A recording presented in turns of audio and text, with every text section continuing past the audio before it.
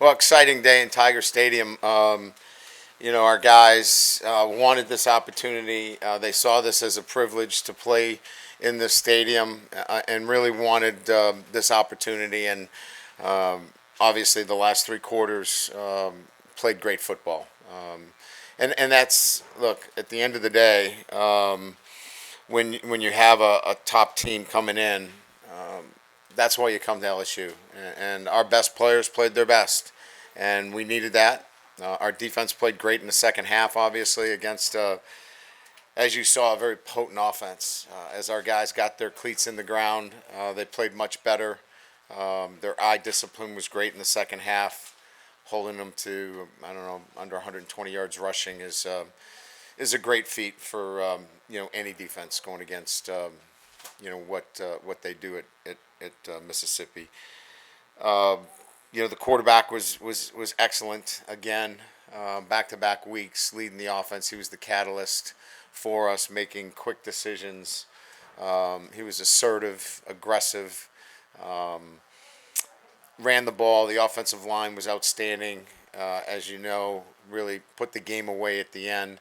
And we got stronger. I mean, we exerted our will against our opponent, which is part of what we're building here, is that we want a dominant mindset amongst our group that, come the second half, we want to be able to run the ball effectively and control our opponent and move him against his will. And I thought we did that. So great victory.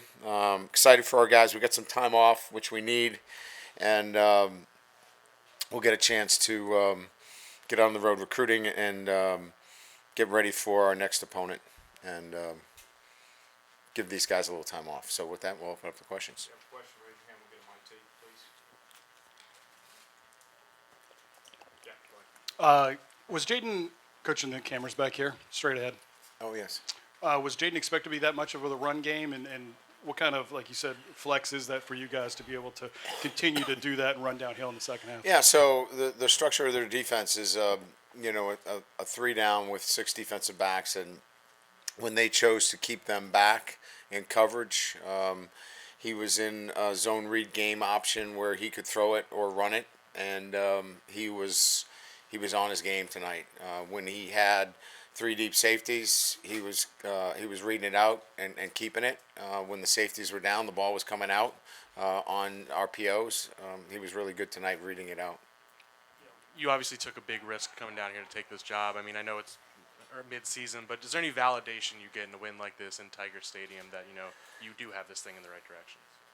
No. I think that's probably the furthest thing from my mind. I'm so excited for our players. I used this analogy before. They jumped in 100% with a whole new way of doing things for me, and I'm just so pleased that they're seeing positive results because of it.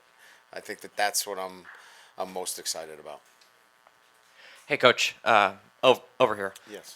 With the defense, what were some of the adjustments you guys made in that second half? Because you guys really shut them down. I especially can't with the pass give you rush. all of those. They're secrets. I really would like to tell you there were a lot, but I think we just got a little bit more aggressive in talking to Matt at halftime.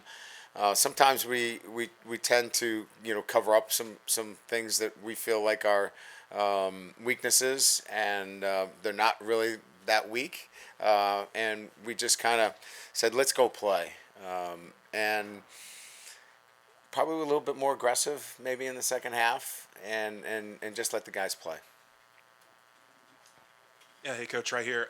Harold Perkins was all over the field tonight, really getting in Jackson Dart's face a lot. Can you speak to his performance and just kind of how important he was to executing the defensive game plan in the second half? He was good. He's active. As you saw, it's hard to get him on the field as much, but we felt like it was really important to get him out on the perimeter because he can run things down, and he's a very good pass rusher. He's an exceptional player. I think everybody knows that. But within our structure, some guys lose some playing time because of it, and some really good players lose some playing time.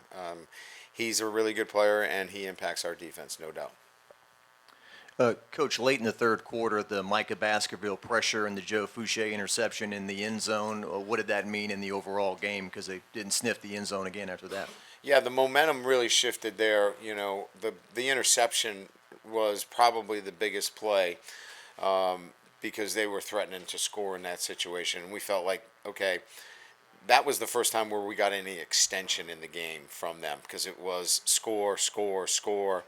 That was probably the one big play in the game that gave us the ability to obviously pull away a little bit from them. So that was a huge play. And the pressure obviously had a lot to do with that. So the pressure, he puts it up, and we were able to get the big interception. Hey, Brian, it looked like you gave Jayden a hug after the game, like right before the end. I'm a big hugger. You know that. I guess just why? And what sort of have you seen from him the last couple of weeks? This was a big game in a lot of ways because it was this needed to be that, we're reaching that level of consistency of performance, and I think we both knew that if he was able to solidify another performance of similar quality, that we were off and running. And so I think we both looked at each other and said, all right, let's go. It's time. And I think we both felt the same way, that he's in a very good place where he can run this offense now, and he feels very comfortable with it, and he's ready to do really good things for us. At halftime was a message to the team: let's clean up penalties, stop hurting ourselves. We'll be fine. I did kind of tell him that the first thing was we're going to get the ball back, and last couple of weeks I've deferred to the second half, and I said if we have a good drive here, we're going to set the tone, but we got to clean up a couple things, and we can't keep shooting ourselves in the foot. We're in a good position here. We put ourselves back in it. Let's clean some of those things up, and that's kind of exactly what I talked about. Brian, over here. Your team this season now has bounced back from 2 losses, got down by 14 today, again showed resilience. To what do you attribute this team's ability to continually get off the mat?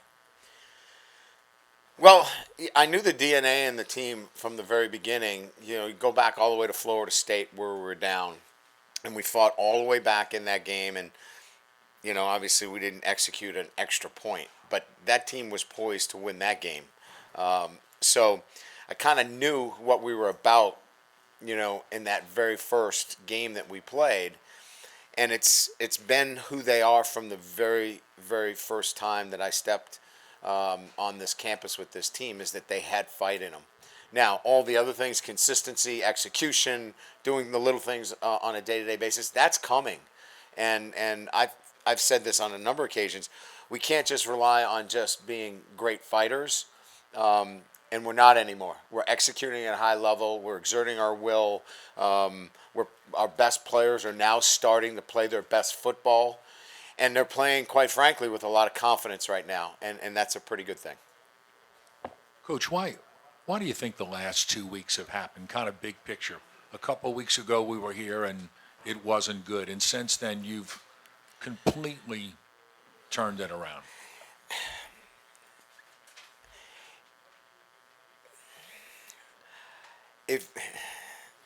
We weren't as far away in that Tennessee game as the score indicated. Look, I went for a lot of fourth down situations that exacerbated the score. That could have been, let's keep it close, and everybody went like, wow, they played them tough. We didn't play the game to keep it close. We played it to win it. But we didn't play very well that day. Tennessee was the better football team that day. But when we went through it again and we watched the tape and we looked at it, we felt like we were a better football team. So I know perceptually we got lit up, and rightly so. We were poor that day. I coached poorly that day, and we deserved everything that we got. But when we looked at it internally, we didn't think that we were far off, and I think we're starting to prove that. Coach, talk about the offensive line. The defensive line before the season had all the press, and how dominant they were going to be. and the offensive line was a question, and yet they've had to have, 6 different starting offensive lines? Yes. And they are just looking so impressive with even the young talent that you have. You know, Two talk true about freshmen Brad at Davis's tackle. job. Yeah, Brad's doing an incredible job. It's been a revolving cycle of players in and out of the lineup. The two freshmen have been outstanding for us. I just can't say enough about the resiliency and the toughness and the mindset. Look, I mean, we ended the game against Mississippi today with that 5-minute drive. The game ended with them knowing that we were going to run the ball at them, and we did that for 5 minutes. And that is a mindset that we wanted to build, and Brad's done a great job with that. Hey, Coach. Coach Kayshawn seems to be getting in a groove of more targets, so more production. Is that definitely a key in the last couple weeks? Yeah, I think his targets are up. I think I think he's feeling comfortable with his role and his leadership role. We've elevated his leadership role, and he's been outstanding. He grabbed me on the sideline. He said, "Coach, don't forget the first things that you have to say when you go in the locker room." He's even like scripting my stuff now. I mean, I was like, "Oh, thanks, Kayshawn. I appreciate it. I couldn't find you the first week. Now you're running the show." But that's what I love about him. He's been so engaged, so part of what we're doing, and we're better because of it. And you can see when he touches the football, he's electric. And we're here because our best players are playing their best football.